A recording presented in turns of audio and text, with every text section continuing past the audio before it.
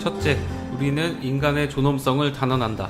인간은 하나님을 알고 서로를 섬기며 이 세상의 청지기가 되도록 하나님의 형상으로 창조되었다. 따라서 인간은 존중되어야 한다. 둘째, 우리는 인간의 평등성을 단언한다. 인간은 모두 같은 창조주에 의해 같은 형상으로 만들어졌다.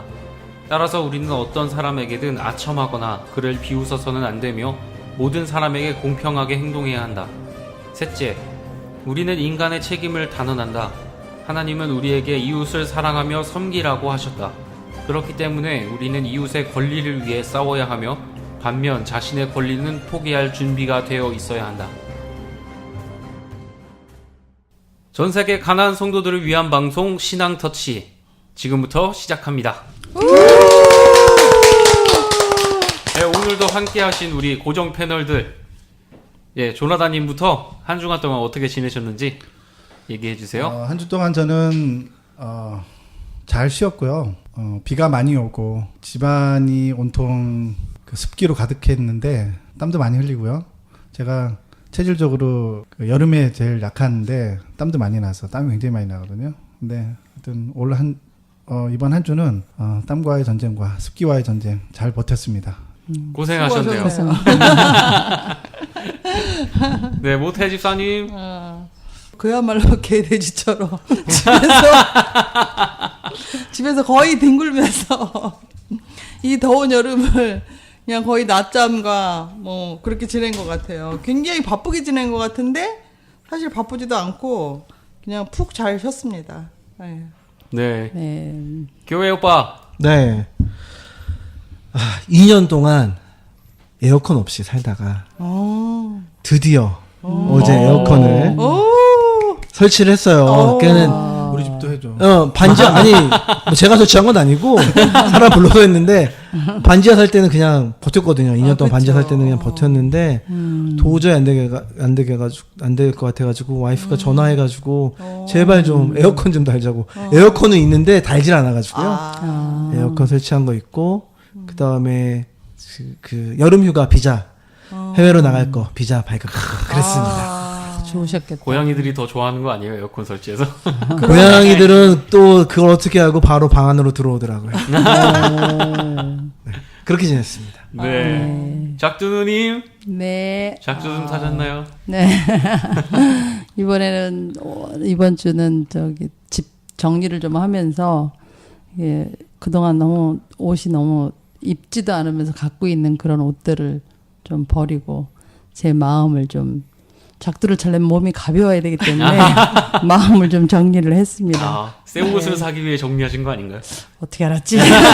보통 그러죠. 네. 저는 이번 주 동안 사드 때문에 살짝 그냥 마음을 졸였습니다.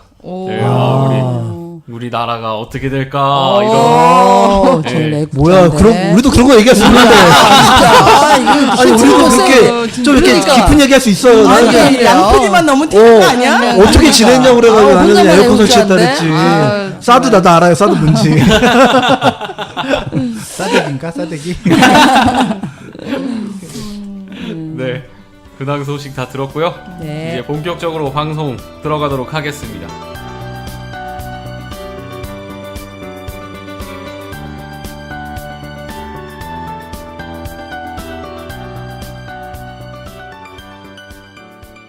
네, 시사터치 첫 기사 한번 보겠습니다. 교육부 민중은 개, 돼지, 나향욱 정책기획관 파면 결정. 네, 나향욱 정책기관이 민중은 개, 돼지와 같다고 망언을 해서 국민적 공분을 사게 됐는데요. 이 내용에 대해서 간단하게 한번 브리핑 해주시겠어요? 우리 교회 오빠? 네, 이게 어떻게 된 거냐면은 이 나향욱 씨라는 분이 사적인 자리였는지 공적인 자리였는지 모르겠는데 기자들이랑 같이 얘기를 하면서 술을 마시면서 두 가지 얘기를 했어요. 사실 여기서 민중은 개돼지라 얘기한 것도 있지만 이 사람이 첫째는 우리 민중은 개돼지가 같다. 그래서 가만히 놔두면 계속 짖다가 지쳐서 조용해질 것이다. 뭐 그런 식의 얘기를 했고 두 번째로 얘기했던 거는 우리나라에도 신분제를 부활을 시켜야 된다. 신분을 계급 사회로 만들어야 된다. 그런 두 가지 발언을 해가지고 좀 문제가 됐고요. 그게 기사화가 된 게 한 4, 5일 정도 됐을 거예요. 기사화되고 사람들이 그거 들으면서 여론이 점점 나빠지니까 교육부에서 이 사람을 대기 발령을 먼저 시켜서 고향으로 가 있어서 기다리라 했다가 이제 국회의원들이 여야 할 것 없이 전부 다 파면을 시켜라 해서 그 자기는 대기 발령하면서 되게 아팠다고 얘기를 했어요. 뭐 되게 비슷한 레파토리긴 한데 아팠다는 사람을 그 국회의원들이 무슨 소리냐고 빨리 오라고 해가지고 저녁이나 돼서야 이제 그 청문회 같은 곳에 와가지고 이제 여야가 한꺼번에 그 발언에 대해서 질의를 하고 이 사람은 우선은 잘 모르겠다. 그렇게 얘기한 적이 없다라고 얘기하면서 무조건 죄송하다 그렇게 얘기를 했고요. 그 얼마 후에 이제 교육부에서는 파면 조치하기로 그렇게 이게 결정했죠. 처음 시작이 이랬어요. 그 경향신문 기자들하고 사석에서 식사를 하는데 예. 술이 취한 상태는 아니었다고 이제 경향신문 기자들은 얘기를 하더라고요. 식사를 이제 하는데 우리나라의 교육에 대한 얘기를 쭉 하다가 좀 이렇게 선을 넘는 얘기들을 계속 해서 경향신문 기자들이 도저히 들을 수가 없겠다. 우린 나가겠다. 당신하고 이제 밥을 같이 먹을 수가 없다. 그리고 나간 거예요. 나간 다음에 나가서 생각해 보니까 이거는 아닌 것 같아서 다시 기자들이 들어와서 그 발언에 대해서 취소해라. 요구를 했대요. 그 사람이 그러면서 난 취소하지 않겠다. 그래서 그러면서 그 기자들 앞에서 발언한 내용들이 그 내용들인 거죠. 그래서 그 우리나라의 신분제들 왜 다시 부활시켜야 되는지에 대한 정책, 이 사람이 정책 기획관이기 때문에 그런 자기의 소신을 얘기를 한 것 같아요. 그러면서 경향신문 기자들이 너무 화가 나가지고 당신 이 얘기를 기사화하겠다. 그래서 녹음하겠다. 그러면서 녹음기를 틀었대요. 그때부터 이 사람이 그러면은 녹음을 하면 난 얘기를 안 하겠다. 그래서 얘기가 스톱이 됐고 그 가운데에서 경향신문 기자들이 계속 그 자리에서 그렇게 말한 의도가 뭐냐, 왜 그런 식으로 말을 하냐 이러면서 취소해라 이렇게 요구를 했다 그러더라고요. 그러고 나서 그 사람은 난 그렇게 못하겠다. 그러면서 우리는 그럼 이 내용을 기사화하겠다. 이렇게 해서 기사가 됐다고 이렇게 얘기를 하더라고요. 전체적인 내용은 그래요. SNS 쓰는 사람들, SNS에서 사람들이 전부 다 교육부의 페이스북이 있나 봐요. 거기에다 가서 진짜 어린 사람들부터 70세, 80세 노인까지 개돼지가 여기 왔다. 내가 70세 살았는데 이제 알았다 내가 누군지. 내가 개돼지였구나. 그런 말씀을 이제 나이 드신 어르신들까지 하면서 이제 점점 이게 수면 위로 떠오르게 된 거죠. 네. 그러니까 이거는 기자들만 들은 거잖아요. 그렇죠. 뭐 어떤 사석이었죠, 녹음이 된 사석. 것도 아니고, 그죠? 근데 이제 모르죠. 이제 경향신문 쪽에서 이제 녹음 파일이 있는지 없는지 나중에 이게 뭐 이슈화가 안 되거나 그러면은 보통 기자들은 처음부터 이렇게 모든 패를 다 이렇게 보여주진 않고요. 이슈화 시키고 이슈화가 됐는데 반대쪽에서 부인하고 뭔가 문제들을 해결할 기미가 안 보이면 더 센 걸 또 보내고 더 센 걸 보내고 보통 이렇게 하죠. 근데 이제 바로 파면까지 가면서 얘기가 뭐 일단락 저렇게 되니까 아마 더 그러니까 취소만 경향신문에서 했으면은 기사는 안 썼겠네. 만약에 그 자리에서 그 자리에서 취소하고 구하고 사과하고 뭐 자기가 이랬으면 실언했다. 그랬다면 뭐 이렇게 그러면 할 수도 기사 있는데, 안 할 수도 예. 있는데 끝까지 안 했다는 거죠. 그러니까 이 기사 이 내용에서 핵심적인 게 뭐냐면 그 사람이 신분제의 부활을 얘기했다는 거예요. 왜 그러면서 자기는 그럼 너는 1%냐 경향신문 기자들이 그러면 너는 대한민국 그 1%냐? 99%와 1%의 그 1%냐 1%냐? 아니다 나는 그 1%가 되기 위해서 최선을 다하고 노력하고 있는 사람이다 이렇게 사람이다. 대답을 했다 그러더라고요. 그래서 그 1%가 되기 위해서는 무지하게 노력하고 있다. 그리고 그 지하철 사건으로 그 도로 예, 수리하다가 예, 예. 그 19살. 그 청년 얘기를 하면서 그거에 대해 슬퍼하고 그러는 사람들은 위선자들이다. 왜냐하면 내 자식은 그런 일을 할 일이 없기 때문에 그런 사고를 당하거나 그럴 일이 없기 때문에 뭐 내가 그 사건에 대해서 애통해하거나 뭐 슬퍼해야 될 이유는 없을 것 같다. 뭐 이런 얘기를 했다 그러더라고요. 그래서 이제 그 얘기가 나온 것 같아요. 그러면서 그 얘기가 전체적으로 진행되다가 개돼지 발언이 나온 거죠. 그것만 딱 띄어서 얘기한 건 아니고 그러다 보니까 99%의 이 민중들은 잘 먹고 살기만 해주고 관리를 해주면 된다는 거예요. 그 1%의 사람들이 나머지 99%의 사람들을 잘 챙겨주고 밥 먹여주고 일자리를 만들어주고 그러면 행복하다는 거죠.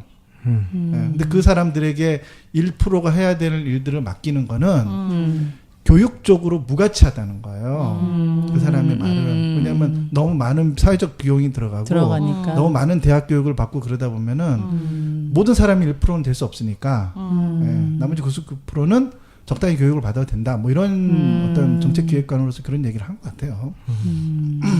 근데 저는 개인적으로 개돼지에 땡기는데 개돼지인가 봐요 나. 왜요? 먹고 살면 될 것 같아요? 먹고 살고 그러면 난 진짜 조용히 잘 있을 것 같아. 난 그냥 짖다가 조용해질 거야. 제일 안 그럴 사람인데. 그렇죠. 말은 재밌게 그렇게 하셔도 이게 문제가 뭐냐면 이 사람이 교육부에서 일을 한다는 게 제일 문제예요. 그렇죠. 그게 제일 교육부라는 게 문제예요. 문제. 교육부라는 게. 그러니까는 저런 이 사람이 가치관. 자기가 하는 일은 우리나라에 자라는 청소년들과 청소년들에 대한 그런 교육의 문제를 정책을 수립하는 사람인데 이런 생각을 가지고 있었으면 그동안 교육부에서 계속 제출했던 그 사람의 그렇죠. 생각들은 얼마나 편향적으로 갔을까 그런 것도 좀 있고 그 다음에 이 사람이 잘 모르는 거 우리나라 먹고 살만 해가지고 조용해진 적이 한 번도 없어요. 먹고 살만해지니까 더더욱 그러니까. 그런 나쁜 저는 것들이 눈에 오히려, 보이는 거죠. 오히려. 그렇게 생각하는데요. 뭐. 오히려 우리나라가 가난해서 60년대에는 누가 정권을 잡건 맞아요. 누가 그 비리를 저지르건 누가 지금 권력을 잡고 이게 독재니 아니니 그런 거에 대해서 생각할 겨를이 없었어요. 가난했기 때문에. 고무신이나 막걸리 그러니까 그럼 맞아요. 그거에다가 투표하고 네. 그랬는데. 근데 이제 그 가난했던 사람들이 먹고 살만해지니까 이제부터 보이는 거죠, 사실은. 근데 이 사람은 그런 역사적인 사실도 제대로 인식을 못 하고 있는 거죠. 그것도 있고 저는 이제 요거를 왜 이 사람이 요런 실언을 기자들 앞에서 했을까 한번 찾아봤어요. 기자들 한번 찾아보고 자료를 쭉 찾아봤더니 예전에 대한항공에서 네. 포스코 그 계열 회사에 있던 사발명 산무라고 일명 그렇게 붙여진 그 자기 사발명 안 익었다고 뒤집어 엎었던 뒤집어 사람. 뒤집어 엎고 뭐죠 그 승무원 뭐죠 이게 책자로 머리를 때렸다고 그렇게 해서 파면당한 그 사람 있죠. 요 사건하고 거의 같은 사건이에요. 그러니까 기저 심리가 사건의 내용이 같은 게 아니라요. 이 사람들이 그 자리에서 그런 실수를 하게 된 동기가 비슷한 거예요. 어떤 거냐면 그때 그 포스코 상무는 상무가 된 지 한 달밖에 안 됐었어요. 그래서 상무가 돼야지만 비즈니스 클래스로 올라간대요. 그래서 꿈에 그리던 비즈니스 클래스를 타게 돼서 뭔가 갑질을 하고 싶었는데 그동안 너무나 하고 싶었던 것들을 했는데 그리고 나는 너무나 힘들게 이 자리까지 올라와서 딱 그랬는데 그 승무원이 나의 이 노력과 수고를 알아주지 못하는 것이 거기서 자기의 본심이 드러난 거예요.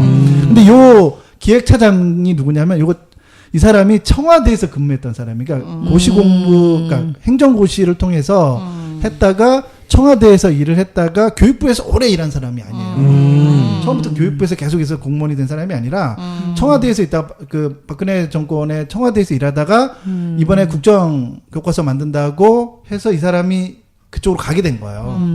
청와대에서 교육부 쪽으로 가게 되고 그러면서 몇 달 전에 국장이 된 사람이에요. 공무원들이 갈 수 있는 손이 있잖아요. 국장이 된 거예요. 그리고 교육부 차관이 된 거죠.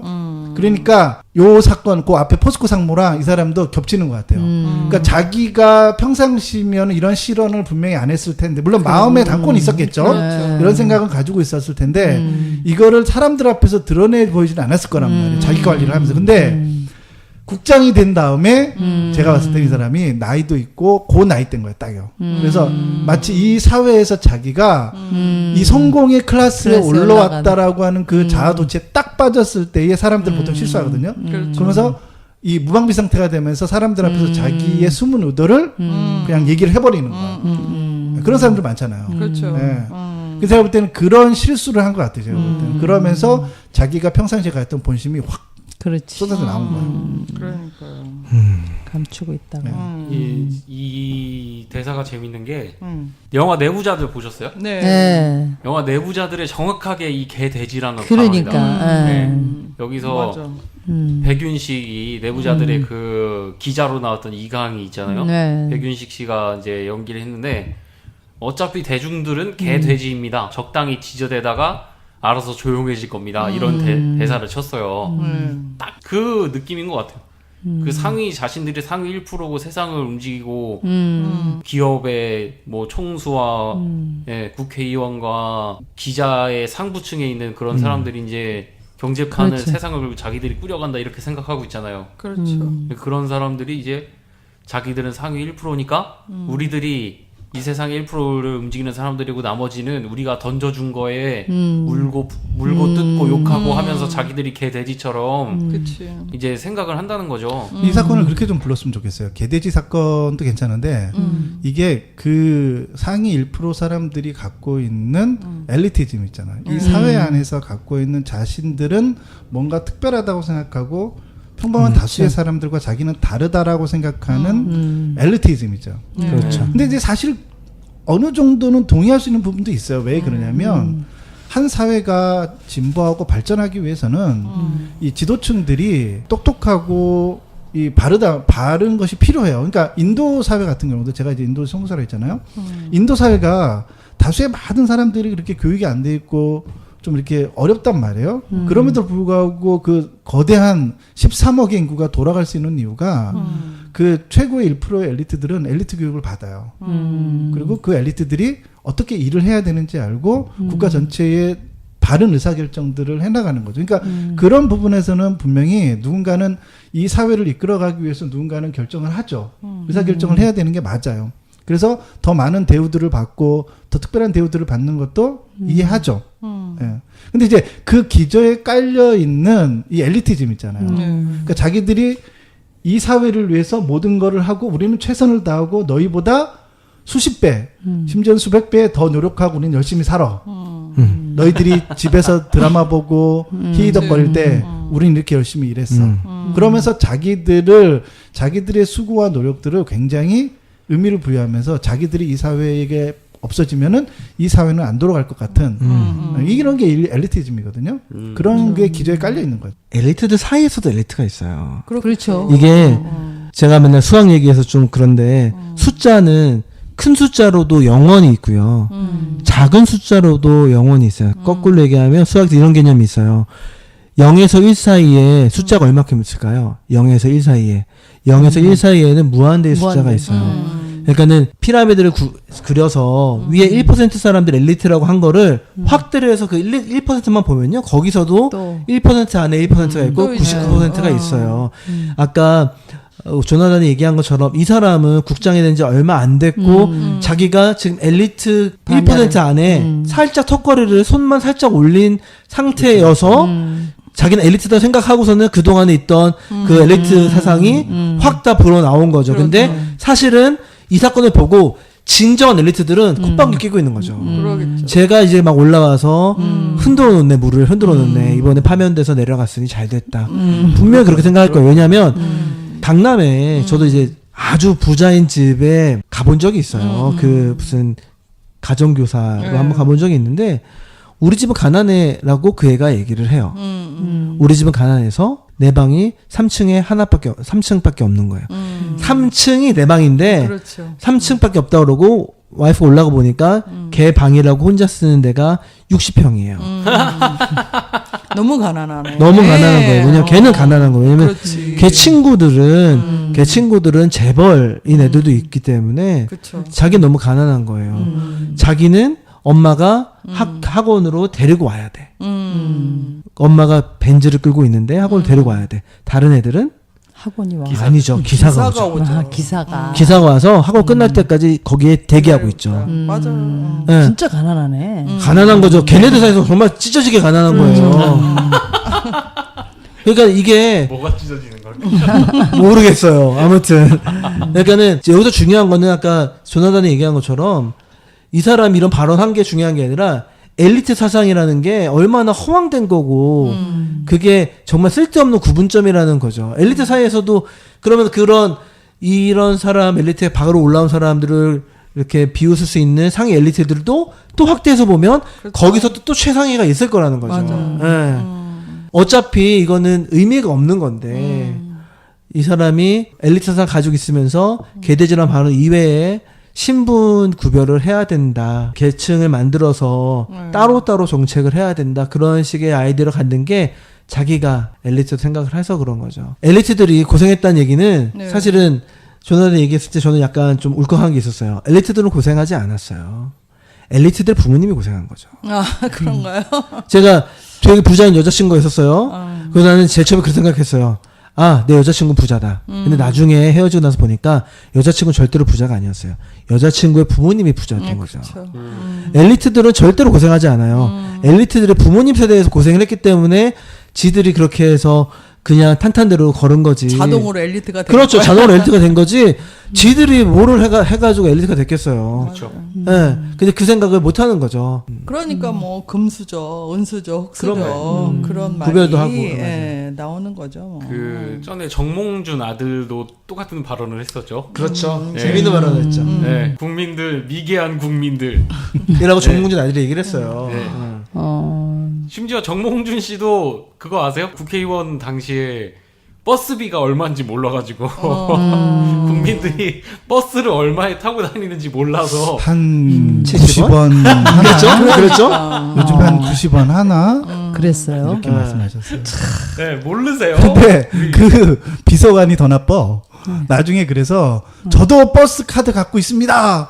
저 버스 카드 갖고 타고 다닙니다. 저도 알고 있습니다. 했다는데 학생용 버스 카드를 들고 비서가 그걸 갖다 준 거야. 학생입니까?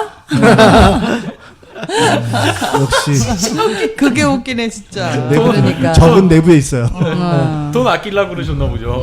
학생연금 찍고 사실. 아니 근데 비서도 차 타고 다녀서요. 버스 카드 모르지. 모르는 모르지. 거죠. 아무거나 달라고. 그런 거죠. 저도 몰라요 잘.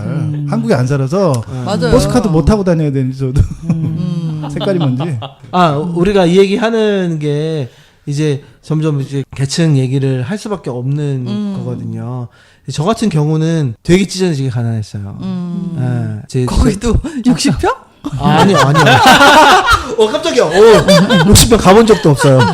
저는 60평이 얼마나 큰지도 잘 몰라요. 근데 그러니까 몬트리올 집 크잖아. 아니에요. 그게 50평? 아니요. 그게 아니라 처음에 그 한 집에 제가 여동생이 한 명 있고 남동생이 있어요.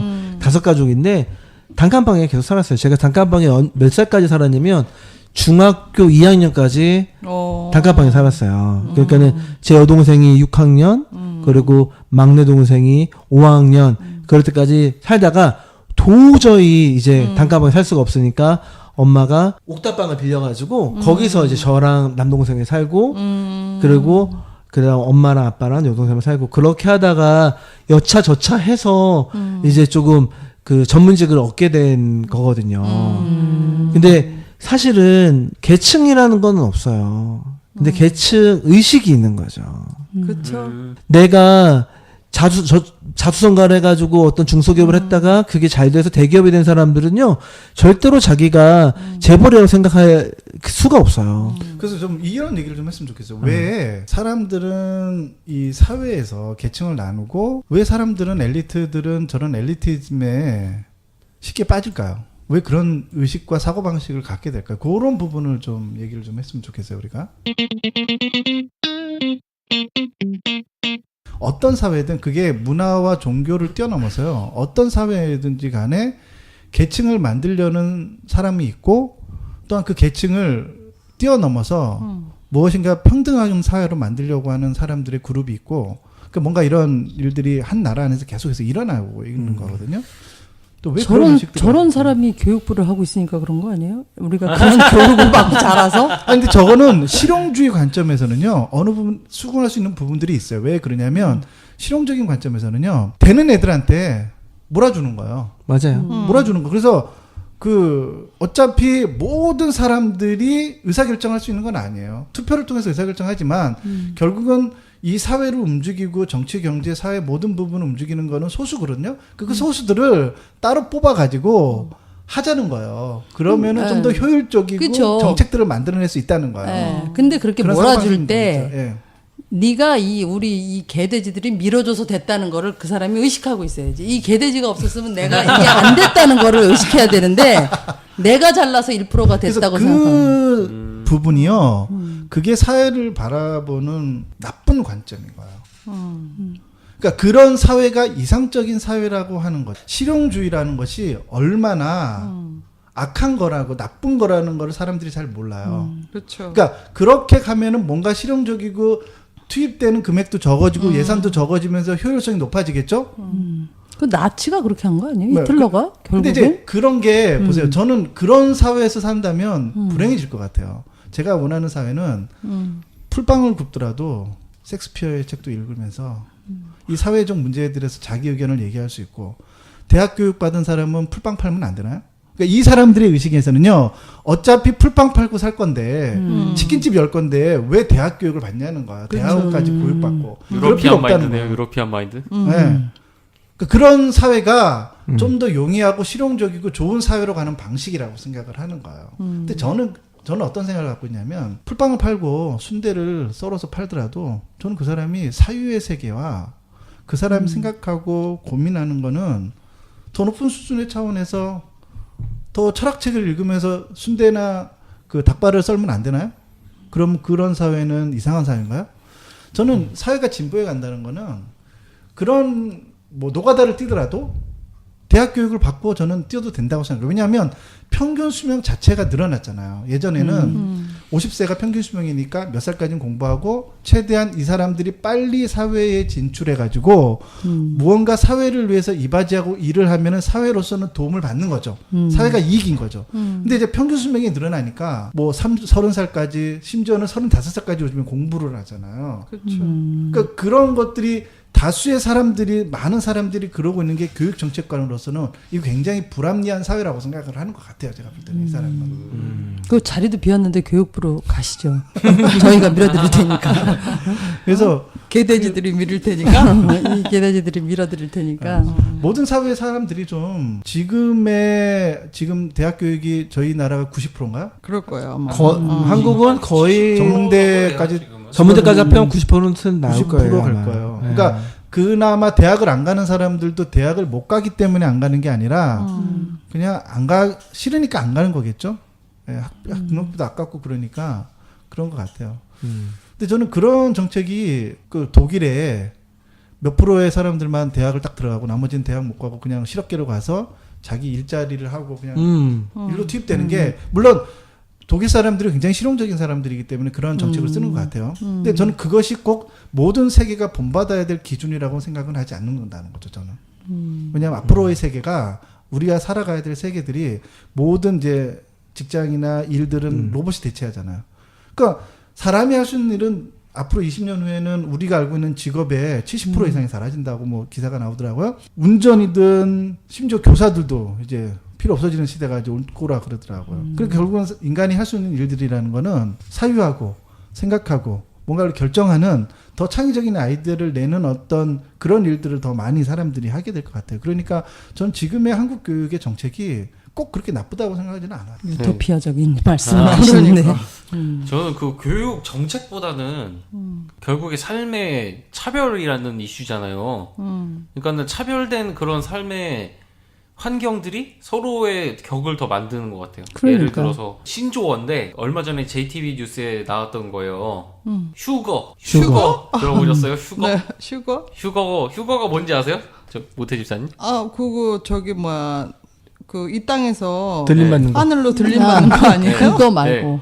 그거는 말고. 우리가 알고 있는 휴거고. 네. 7년 대환련. 그러면 그게 도대체 휴거가 뭐지?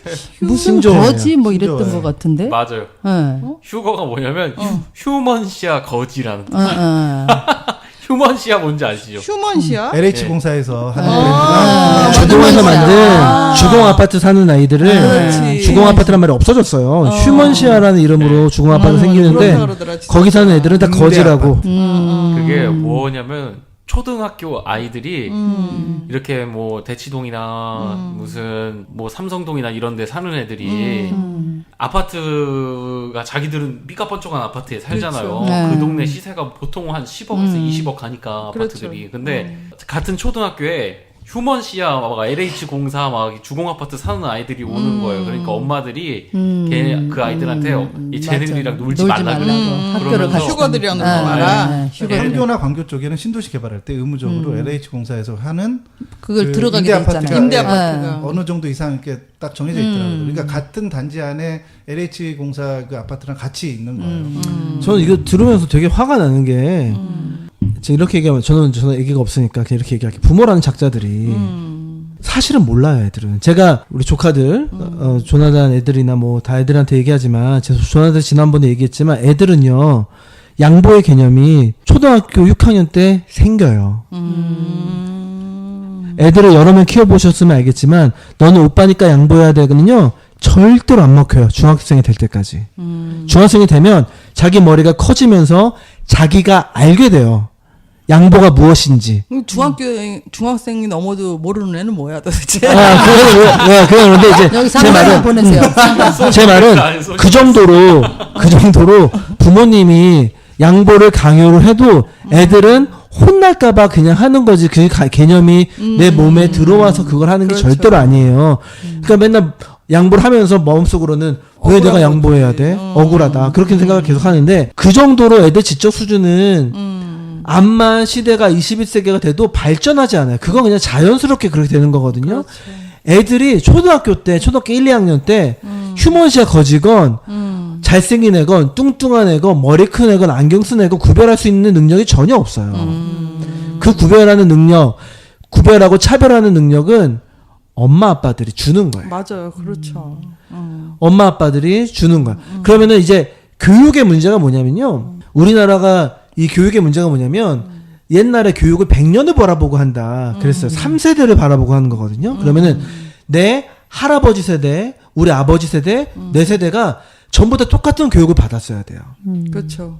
그래야지 이게 잘 교육이 진전이 되는데 우리 엄마 아빠 세대 때는 가난하고 찢어지게 가난하고 그랬으니까 성공. 그렇지. 생존을 위한 어, 교육. 가난한 애들이랑 어울리지 마라. 그렇게 했다가 이제는 교육은 그렇게 안 가르쳐요. 우리나라 교육하는 데서 뭐 학교에서 가난한 애들이랑 놀지 마라 그렇게 가르칠 가능성이 전혀 없거든요. 근데 부모님이 그거를 가르치는 거예요. 맞아요. 네, 그거는 사실- 잘 먹고 잘 살아야 된다라는 거를 지금 잘 먹고 잘 살고 있는 아이들한테 더 잘 먹고 잘 살아야 돼라고 얘기를 하고 그러고 그렇게 교육을 하니까 이게 모순이 되는 거죠. 학교에서 배우는 거랑 엄마 아빠가 얘기하는 게 완전 바뀌는 거예요. 그러니까 애들이 결국에는 개념은 인성은 엄마 아빠한테 배우는 거지 학교에서 배우는 게 아니에요. 그쵸. 근데 그거를 또 모르고 교육부에서 얼마 전에 또 인성 교육을 뭐 필수 교육으로 맞아, 한다고 맞아. 그래가지고 또 그런 말이 좀 많이 나왔는데 그거 인성 교육 학교에서 할 게 아니에요. 엄마 아빠가 해야 되는데 그게 안 되는 거죠. 그러니까는 길게 보지 못하고 제가 고등학교 다닐 때 학력고사가 갑자기 수능으로 바뀌었어요. 제가 고등학교 2학년 때 그게 사람들은 와 우리도 이제 미국 시스템 따라가는구나 그 생각한 게 아니라 학력고사 생긴 지 40년밖에 안 됐어요. 그런 거. 왜냐면 우리가 그 해방되고 나서부터 했으니까 아직 학력고사라는 게 잘 되고 있는지를 다 실험해보지 못한 상태에서 신문물을 얻겠다고 교육 시스템을 확 바꿔버린 거죠. 그런 식으로 계속 되니까 계층 간의 갈등, 휴거, 그런 농담 그런 것들은 사실은 우리나라 교육 시스템이 길게 바라보지 못해서 그런 거다라고 저는 많이 생각을 해요. 그러니까는 부모님들이 지금 어떻게 교육받는지도 모르고. 이게 옛날에 그러니까 그러니까 조카가 유치원 다닐 때 그때가 지금 한 30년 정도 30한 2년 전인가 봐요. 이렇게 해서 걔가 나이가 나오나요? 이렇게 해서 나이가 나오나요? 조카가 학교를 그러니까 유치원을 다니는데 어떤 일이 있었냐면 초등학교 다닐 때다. 근데 무슨 일이 있었냐면 학교에서 왜 그런 거 있잖아요. 불우이웃 돕기. 그거를 했는데 그 불우이웃 돕기로 그러니까는 걔네가 이제 어디 살았냐면 역삼동 살았었거든요. 그랬는데 그 불우이웃 돕기에 그 불우이웃 돕기로 뽑힌 애가 누구냐면 거기서 약국을 하는 집이었던 거예요. 그 정도로 사람이 불우이웃이었던 거죠. 그 정도로 그 당시에는 지금은 그래도 역삼동이 그 정도로 막 저기 하진 그러니까 많이 섞여 있는데 그때는 막 고급 주택도 많고 막 이러다 보니까 학교에서 불우이웃을 누구를 할 수가 없는 거예요. 근데 제일 이 수입이 적은 약국집. 약사네. 자영업이니까. 그렇게 해서 했던 게 그래서 우리 오빠가 막 그걸 가지고 너무 진짜 기가 막히다. 여기 동네가 이렇다. 막 이런 얘기 했던 게 굉장히 충격이었었는데 지금은 그런 거를 떠나서 지금 이 개돼지 발언 그게요. 그거랑 마찬가지잖아요. 그 사람들도 우리가 봤을 때는 우리 같이 평민들 이런 개돼지들은 약사면 어디예요? 전문직이잖아요. 근데 그렇지 않다는 거잖아요. 이런 개돼지들이. 개돼지가 이게 입에 딱 붙어요. 그러니까 이 그러니까 아주 개돼지가 친근감 짝짝붙는데 있다니까? 피그 앤 дог. 맞아요. 표현을 아주 강남에서 강남 특별시 따로 만들어 달라고 그런 건 어떻게 조용해졌어요? 자기네 그러니까. 강남 특별시를 따로 해달라고 특별하네요. 따로 특별하긴 해달라고 하죠. 네. 그렇게 얘기할 정도니 뭐. 이제 교육 얘기를 계속 하니까 부모님들의 생각이 이게 더 웃긴 게 지금 부모님들이요. 초등학교 부모님들이 젊어요. 그렇죠 지금. 젊어요 사실은. 90년대 대학교 간 사람들이에요. 그렇지. 네. 90년대 대학교 간 사람들이 지금 부모님 초등학교 1학년 2학년 하는데 휴거라는 말을 만든 사람들이 부모님들이 이제 막 35, 40 된 사람들이 그딴 소리를 하고 있는 거예요. 왜냐면 그 사람들이 윗세대한테 배운 게 그것밖에 그렇게 없어서. 배웠잖아요. 예. 근데 우리가 봤을 때는 동시대를 사는 우리들이 봤을 때는 어떻게 젊은 사람들인데 그렇게 구태의한 생각을 하나 생각할 수가 있잖아요. 근데 그게 아닌 거죠. 배운 그러니까는 대로 하는 거죠. 배운 거대로 하는 건데 그거를 다 정부에서 할 수도 없고 이제 가정에서 하는 게 좋지 않을까 생각하고 있는데 어쩌면 조금 늦었을 수도 있어요. 그러니까 지금 그렇죠. 이 아이들한테 가르쳐주는 사람들이 다 젊은 사람들이고요. 이 젊은 보수들인 거거든요. 사실은. 왜냐하면은 그렇게 배웠기 때문에. 근데 우리나라 그 교육 자체가 어릴 때부터 이렇게 아까 조나단이 얘기한 것처럼 참 좋잖아요. 그렇게 뭐 우리가 공부를 하는 게 자기의 그 지성과 뭐 이런 사유와 이런 거 그게 편만하게 되어 있으면 괜찮은데 대학을 가는 목표가 뭐예요? 좋은 데 취직하려고. 뭐 스카이대 가는데 이유가 뭐예요? 삼성이나 그런 좋은 그러니까 교육을 받는 목적이 내가 좋은 데 취직해서 결국에는 1% 안에 들어가기 위해서 교육을 받는 거예요. 처음부터가 어렸을 맞아. 때부터. 그냥 어렸을 때 하는 게 이 경쟁에서 이기려면 네가 이렇게 해서 나중에 밥이나 벌어 먹고 살겠어. 막 이런 식으로 해갖고 애들이 내 인성과 뭐 사유와 이런 걸 위해서 교육을 받는 게 아니라 나중에 좋은데 취직해서 돈 많이 벌고 이렇게 내가 1% 안에 들어야지. 그러면서 교육을 받으니까 그게 문제인 것 같아요. 근데 그런 것들을 부모님들이 얘기하는 걸 때 그 말을 하는 것 자체가 굉장히 범죄거든요, 사실은.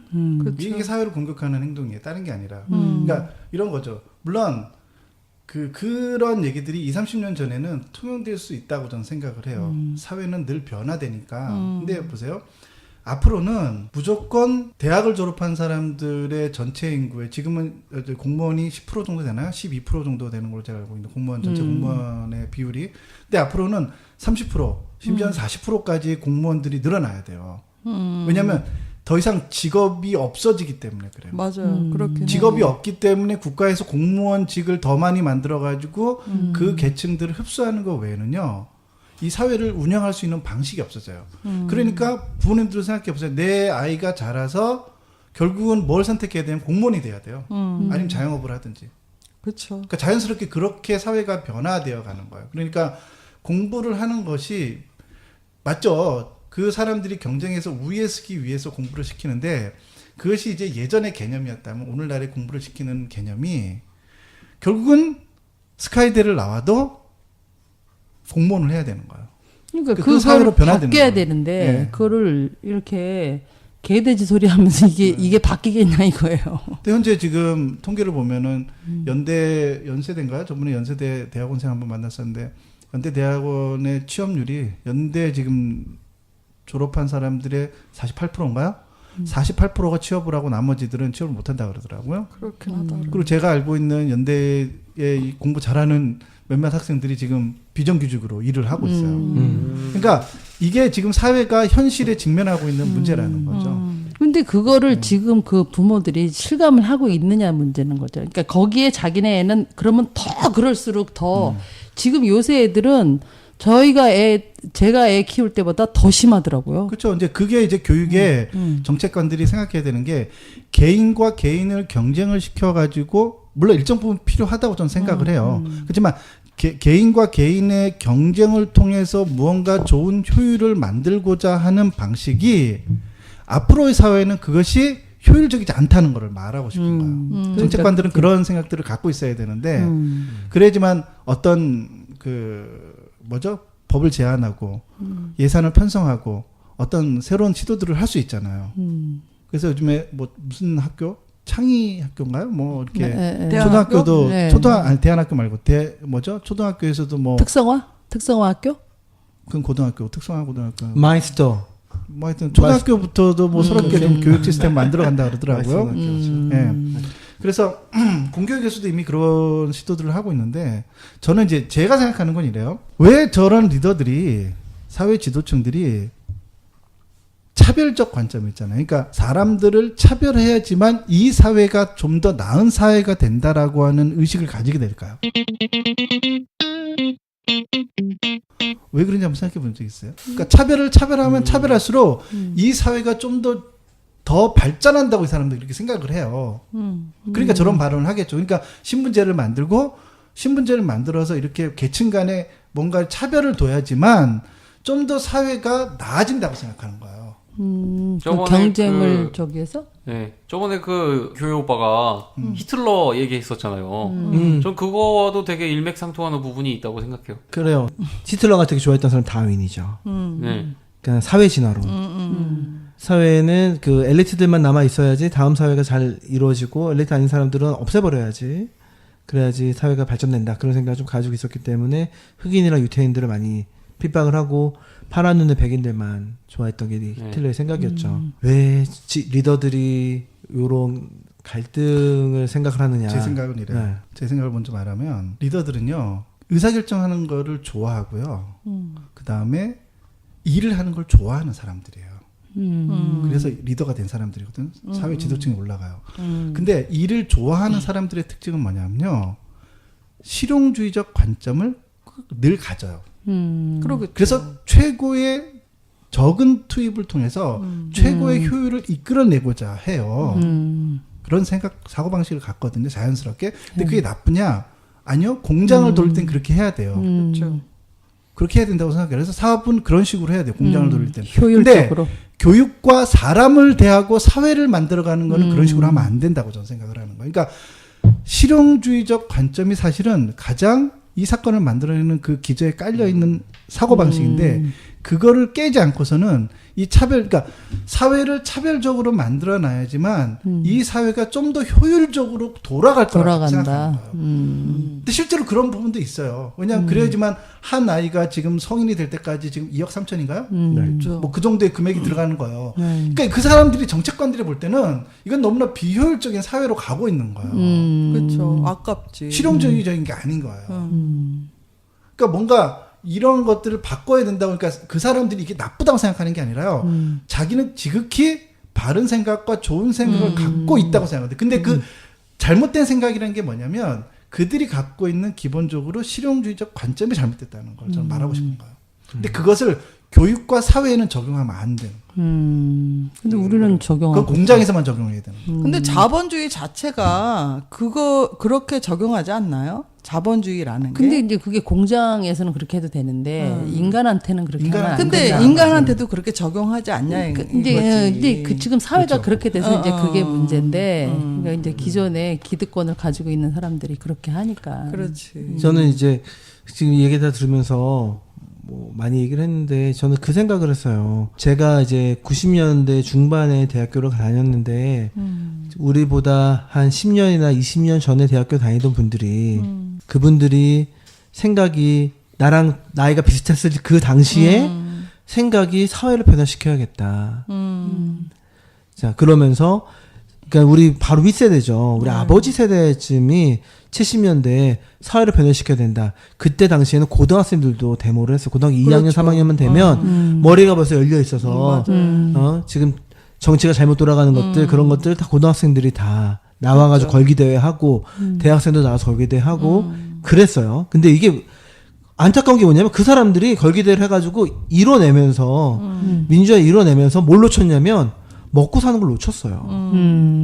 그러니까는 그분들이 성인이 돼서 사회에 나와서는 똑같이 먹고 사는 문제 때문에 끙끙대게 되는 거죠. 그때 당시에는 좋은 세계관을 가지고 사회를 변화시키겠다 생각했는데 그 다음에는 먹고 사는 문제 끙끙대니까 내 뒷세대 애들한테는 내가 보니까 사회는 대충 만들어졌어요. 민주화는 된 것 같아 대충. 너희들 할 필요 없어. 그러고서는 자기는 아이들한테는 너희들은 그런 거 하지 말고 사회는 그냥 있는 대로 굴러가게 하고 너희들은 아빠 엄마처럼 고생하지 말고 잘 살자. 그렇지. 그렇게 되니까 실명을 언급하면 좀 그렇지만 경기도지사가 우리 경기도 살잖아요. 경기도지사가 옛날에는 데모하던 사람이에요. 네, 맞아요. 사회를 변화시켜야 된다 하면서 데모하고 단식하고 투쟁하던 사람이고 그것 때문에 감옥도 갔다 온 사람인데 그 사람이 어른이 되니까 생각이 바뀌는 거예요. 그렇죠. 너무 그게 좀 안타깝죠. 예. 그래서 저는 그런 생각은 좀 있어요. 이 세대 지금 애들이 아무것도 모르니까 가난한 집 애들은 놀리고 그런 거 엄마한테 배워가지고 손가락질하고 같이 안 놀다가도 얘네들이 좀 크면 좀 생각 바뀌지 않을까 그런 희망적인 것도 좀 있어요. 왜냐면은 걔네들이 크면서 사회를 보는 눈이 바뀌거나 아니면은 조나단 얘기한 것처럼 어쩔 수 없이 모든 사람은 다 대학교육을 받지만 어떤 아이들은 대학교육 받고 풀빵장사라고 어떤 애들은 대학교육을 받고 뭐 사회 고위직에 있고 그렇게 되면 교육 수준이 똑같아지면서 사회를 보면 또 옛날에 70년대에 있던 것처럼 사회를 좀 변화시키는 생각을 하지 않을까. 젊은 애들 좀 크면 그런 생각. 근데 그렇게 되려면 벌써 이 학비의 문제 그게 왜냐하면은 부모들이 얼마나 고생해서 대학을 보내요. 대학 등록금이 얼마예요. 네. 근데 걔네들이 졸업을 해갖고 취직을 못 한다는 거죠. 지금 본전을 빼려고 그럴 거 아니야. 돈 그러니까 드린 문제는 만큼. 그러한 어떤 교육은 대학까지 국가가 책임을 져야 되는 거예요. 그러니까 그런 그러지 식으로. 근데 않는다. 투표만 잘하면 사실 그러니까요. 그분이 해결돼요. 맞아요. 우리나라 독일처럼 돈 할수 있죠. 많아요. 돈 많아요. 네, 그래서 그 허경영 씨가 다 이상한 소리 하는데 하나 바른 소리 하는 게 있어요. 뭔지 아세요? 우리나라가 정부가 가난한 이유는 정부가 돈이 없어서 그런 게 아니라 도둑놈들이 많아서. 맞아. 그거는 네. 진짜 맞는 거 같아요. 그러니까 투표를 잘해야 돼요. 투표만 잘하면 사실은요 대학 등록금 문제 해결해야죠. 한 번에 해결할 수 있어요. 돈이 없어서 못하는 게 아니에요. 맞아요. 결국 교육 불평등이 전체 사회의 그 불합리한 차별이나 계급을 만드는 거라고 생각이 들어요, 진짜. 맞아요. 저도 이제 대학 나와서 취업하고 은행을 다녔는데 보면은 오히려 대기업일수록 더 집안도 잘 살고 해외 어학연수도 맞아. 집안이 그치. 빵빵하니까 알바 같은 것도 안 하고 과외도 안 뛰고 그냥 자기들 공부만 제대로 할 수 있고 학점도 잘 받고 해외 연수 다 다녀오고 뭐 할 수 있는 뭐 이런 인턴 같은 거 돈 안 받으면서 할 수 있는 뭐 그런 인턴들 있잖아요. 그 나라에서 맞아. 하는 거 그런 거 뭐 유명한데 다 다녀오고 이러니까 취업도 스펙도 다 제대로 쌓아놓으니까 취업도 훨씬 잘 되는 거지. 맞아. 진짜 개천에서 욕난다는 옛날 말이에요. 아, 있을 수도 그거 없어. 요새는 개천에서 욕난다는 말 안 네, 한대요. 제가 은행 다닐 때 되게 분노했던 게 동기들이 아니 젊은 애들이 그냥 같이 어디 뭐 소주 잔이나 이렇게 기울이면서 이렇게 돼지고기 그냥 구워 먹으면서 이렇게 만나서 얘기할 수 있는 거잖아요. 그치. 매년 회비를 모아가지고 호텔을 잡는 거예요. 어. 그게 저는 되게 자기들의 어떤 특권이나 계급 의식이라고 생각하거든요. 되게 저는 그게 되게 꼴보기가 싫었어요, 좀. 부르주아들이죠. 네. 이런 얘기하면 안 돼. 그런 얘기하면 잡혀갈 수도 있어. 부르주아라는 말 쓰면 안 되는데. 그러니까 부르주아네요. 이제 20대 중반 후반 된 애들인데 이제 30대 남자애들은 30대 초반 이제 들어온 애들인데 뭔 겉멋이들어서 맨날 호텔에서 보면은 뭐 집안도 진짜 잘 살고 뭐 시집장가도 잘 가요. 집에서 막 얼마씩 막 해줘가지고 막 그렇지. 네, 서울에 집 다 잡고 그런 거 보면서 와 진짜 부익부 빈익빈이라고 되게 보면서 눈살이 찌푸러졌어요 저는. 양 PD가 그 1% 안에 들어간 거야 지금. 야, 저는 개돼지였었는데. 그쵸. 1% 근데 1% 들어갔으니까 안에 들어가서 그런 그렇지. 갈등이 생기는 거라는 그렇지. 거야. 그분들이야. 저는 이렇게 생각해요. 그분들은 그거를 하고 싶어서 그렇게 그렇지. 중고등학교를 그렇지. 힘들게 공부하고 대학까지 공부하고 네. 그거 호텔에서 동문회원을 하겠다고 맞아. 그거 하는 거잖아요. 그러니까 이거 애처롭죠. 근데 그거는 뭐 해도 돼 괜찮아요. 젊은 사람들이. 뭐. 저는 이 얘기 듣고 뭐 어떤 느낌이 들었냐면 1번 전혀 부럽지 않다.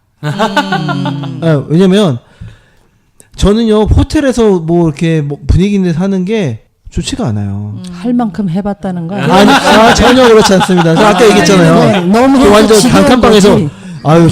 저는 25살이 돼서 처음 초밥을 먹어봤어요. 초밥이라는 게 있는지도 몰랐어요.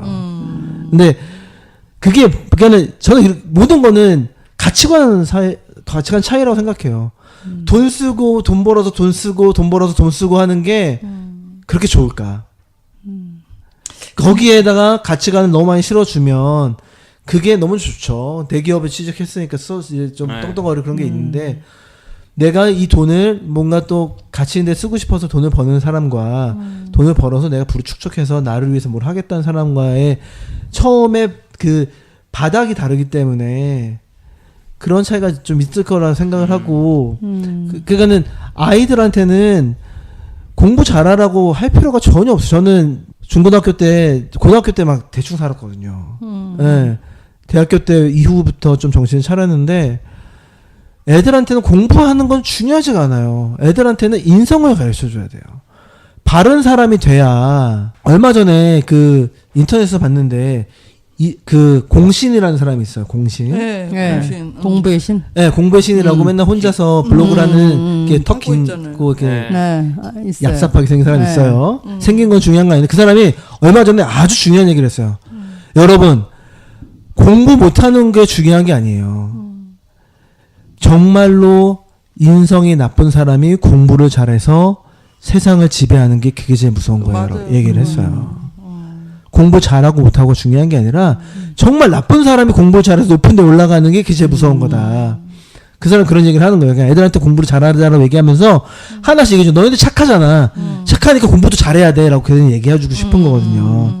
왜냐하면은 지금까지 세상에 공부 정말 잘하는데 착하지 않은 사람들이 많이 있었기 때문에 그 사람 입장에서는 그런 게 눈에 보이니까. 왜냐면 그 사람은 서울대 출신이고 정말 공부 잘하고 그렇죠. 1%로 들어가는 사람이었거든요. 강성태 씨. 맞아요. 네. 그 사람이 보니까 사회 돌아가는 거 보니까 자기가 그런 거 자꾸 느끼는 거예요. 공부 잘하면 뭐해? 그치. 나쁜 사람들인데. 그러니까 너희들 착한 애들이 공부 잘해야 돼. 그래야지 조금이라도 보통 착한 애들이 또 공부를 잘 안 해. 맞아. 참 이상해. 그게 왜냐면 아이러니야. 남이 잘하는 걸 샘내고 이러지도 않고 그냥 그러지를 않으니까. 잘하나 보다 이런데 이제 참 그게 문제야. 공부해 그럼 우린 착하잖아요. 맞아. 그걸로 위로하면서. 그러고 나중에 개돼지가 되는 거예요. 그러니까 아까 투표를 잘해야 된다는데 네. 결국엔 우리가 투표를 잘못해서 저런 사람을 저렇게 사실 또 이런 얘기, 이거는 개돼지 좀 하나 소리 들을 만하네. 하나 더 이제 조나단이 마무리 짓게 하나 더 얘기하면 사실은 저는 그 사회에서 젤위를 지배하자 그런 생각은 전혀 가지고 있지는 않아요. 사실은. 그러니까 애들한테 채찍질해서 너희가 착하고 하나님 믿는 사람들이니까 제일 앞에서 고지를 점령해서 하자 그런 생각은 사실은 틀린 생각을 생각을 해요. 그거는 사실 맞는 고지는 생각은 아주 위험하죠. 그거. 맞는 생각은 아닌데 제 말은 교육을 강조할 때 공부 잘하는 걸 강조하는 게 아니라 그거보다는 사람 됨됨이를 강조하는 게 됨됨이를 바르게 쓸 수 있게 하는 게 진정한 교육이 아닐까 그 생각을 한다는 거죠. 좀 제가 정리를 좀 할게요. 제가 이제 오늘 이 개돼지 발언을 보면서 어떤 얘기를 하고 싶었냐면 상위 1%의 사람들이 갖고 있는 그러니까 이 사람들은 일에 최적화된 사람들이에요. 일을 잘하고 똑똑한 사람들이에요. 근데 똑똑한 사람들은 굉장히 실용주의적인 사고방식을 가져요. 그리고 그 실용주의적인 사고방식을 가지게 되면 사회가 이렇게 돼요. 차별화가 더 공고화돼요. 그래서 저희들이 어떤 이 사람을 공격하고자 하고 이 사람을 비난하려고 그러는 게 아니에요. 그렇죠. 그런데 저는 이 사건을 통해서 그 실용주의적 관점을 얘기하고 싶은 거예요. 어떤 거냐면 실용주의의 끝판왕이 누구냐면 MB세요. 맞아요. MB는 모든 전 영역에 실용주의적 관점을 갖고 있어요. 그 실용주의가 모든 사회 안에서 적용이 되고 이루어지니까 어떻게 되는지 아세요? 우리나라 사람들이 불행해졌어요. 행복도가 계속해서 떨어지는 거예요. 왜? 실용주의적인 거를 이끌어내려면요. 경쟁을 시켜야 돼요. 끊임없이 경쟁을 시키고 기업은 기업 간에 경쟁을 시키고 사람은 사람 간에 경쟁을 시키고 그래야지만 경쟁을 통해서 효율성을 끌어내려고 그러는 거예요. 그런 사고방식을 갖게 되거든요. 그렇죠. 근데 그것은 사람을 불행하게 만들어요. 물론 기업은 기업 간의 경쟁과 야구팀들은 경쟁해야 되죠. 팀으로. 그러니까 팀이 경쟁하는 거는 적극 독려해야 되지만 선의의 경쟁. 교육에서의 개인 간의 경쟁을 말하는 거예요. 개인 간의 경쟁을 시키면 그것은 인간을 불행한 길로 이끈다는 거예요. 제가 말하고 싶은 것은. 교육을 끝마치고 나서 팀으로 있잖아요. 예를 들어 삼성팀, LG팀. 그래서 그 기업이 경쟁하는 거는 괜찮아요. 왜냐하면 한 개인이 실패하더라도 보완해주고 팀, 계속해서 갈 수 있거든요. 근데 교육에서는 개인과 개인을 경쟁시키면 낙오자가 생기고 뒤로 처지고 그럼 그 사람들을 위해서 어떤 대안을 제시해 줄 수가 없어요. 그러니까 이 교육적 관점을 갖고 있는 사람들은 이 실용주의적 관점을 가지면 안 된다는 거를 이 머릿속에 딱 받고 있어야 돼요. 왜냐하면 그러면은 사람들이 불행해지고 끊임없이 경쟁 사회가 돼버리기 때문에 그래요. 그러니까 개인의 경쟁은 불행해지고 팀 간의 경쟁은 사회를 발전시킨다는 거예요. 제가 하고 싶은 얘기는. 그러니까 프로팀들이 이 개인의 실적 가지고 막 뭐 이렇게 경쟁하는 게 아니라 팀 전체에서 어떤 역할을 해야 되고 팀 전체가 LG와 삼성이 경쟁을 해야 되는 거지. 개인이 거기에 경쟁의 주체로 뛰어들면은 사람이 불행해진다고 얘기를 하고 싶은 거예요. 그리고 또 하나 이제 그래서 이 리더들 있잖아요. 의사결정을 하는 이 최상층에 있는 리더들은 이 실용주의적인 사고방식을 가지면 자연스럽게 그 사람들이 그러면 스스로를 악한 사람이라고 생각하지 않아요. 그렇죠. 자기들은 최고의 선이고 자기는 옳다고 생각해요. 그렇지. 그 MB도 자기가 옳다고 생각하거든요. 옳다고 생각해서 옳다고 생각한 그 철학이 뭐냐면 실용주의적 철학을 갖게 되는 거예요. 그리고 모든 사회에다 그걸 적용하고 싶은 거예요. 그러면서 사회가 불행해지는 거죠. 좀 그렇다고 생각하고 우리 하나 더 얘기를 좀 하고 싶은 게 뭐냐면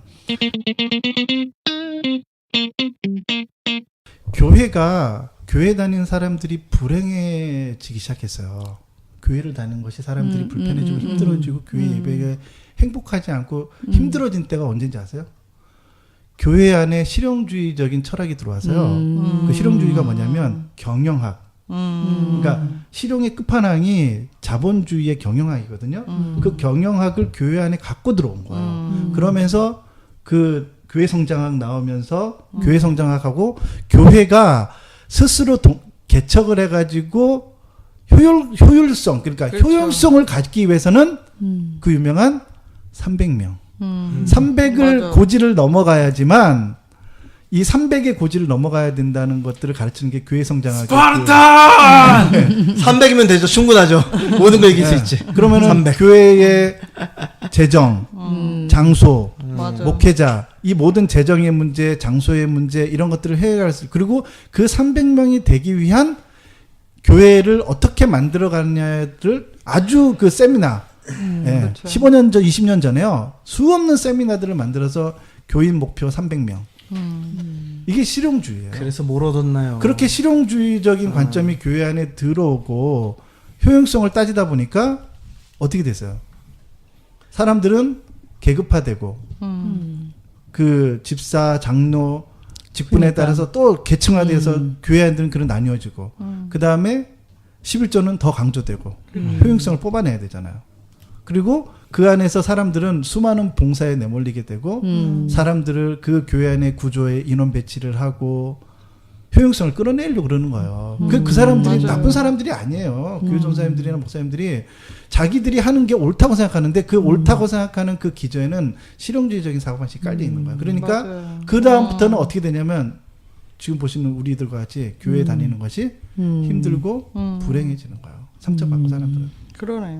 그렇게 얘기가 흘러가는 게 네. 돼요. 사회라는. 다음번에 교회도 그렇고. 그걸 한 번 더 얘기를 해야 될 것 같아요. 좀 깊이 있게 심도 있게 그 교회의 계층화, 그러니까는 교회를 나가지 못하게 하는 것 중에 하나가 그런 게 있거든요. 저희 부모님도 요즘에 교회를 못 나가세요. 힘들어서. 네, 못 나가겠다 그래요. 사람들 보기가 싫다. 근데 그 이유가 잘 들어보면 그런 얘기들이 있어요. 우리 집사님은 왜 이렇게 헌금이 적죠? 부터 시작을 하는 거예요. 대놓고 얘기해요. 대놓고 그럼 얘기하는데 진짜 못 나가겠지. 대놓고 얘기하는데 그게 잘못된 것처럼 얘기를 하는 거죠. 기도해 주려고 그러는 거겠지. 아 역시 긍정적이에요. 난 영적이야. 역시. 아무튼 그런 문제는 좀 더 다음번에 좀 심도 있게 했으면 좋겠네요. 그래서 교회의 적은 마귀가 아니라 실용주의. 실용주의적 실용주의. 사고방식을 갖고 있는 리더들의 책임이다. 이렇게 말하고 싶어요, 저는. 아멘.